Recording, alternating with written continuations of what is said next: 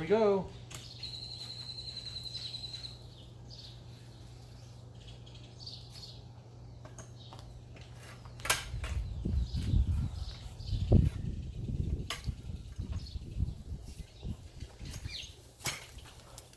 Alright guys, well that was just a quick example. The ground in here is pretty hard. You got about a foot of soil on here. Now this hook here on the front, you can put a chain on here, wrap it around a 4-inch or 6-inch cedar post, let's say, and it'll do the same thing.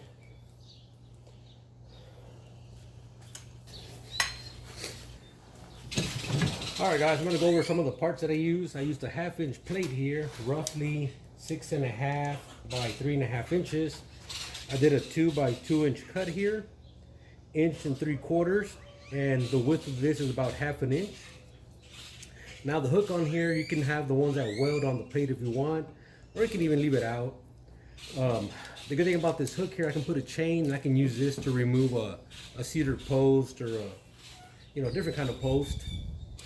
Now the pipe here, this is 1 1/4 OD, which is roughly, I want to say about 7/8 inside diameter there. This is 3/16 by about 1 1/4 by 4 inches. So 1 1/4, 4 inches, 3/16. The bolts are, I believe, 1/4 inch. I could have gone a bit bigger, but it's a scrap build and I'm using what I have on hand. The handle and this base are 34 inches, which is 2 inches shy of 36 inches. I've seen some people build them 36 inches or even shorter than this.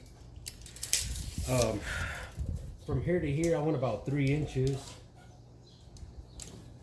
I'm about from here to here about 2 3/4, and I moved the bolt hole there about a 1/2 inch inwards. I could have extended this maybe another basically inch or so. 5 by 4, and I believe I measured about 3/4 and 3/4, and I just cut the corners there. Don't have to be perfect. You can go thinner on the material or basically less of a lip there if you want, especially on the side facing the T-post. But it's a scrap build, 1/4 inch, and other than that, it's a quick weekend project. So hopefully you enjoyed the video, guys. Any comments, post them below. You can leave a like, a comment, appreciate it, or even subscribe. So see you in the next video. Bye bye.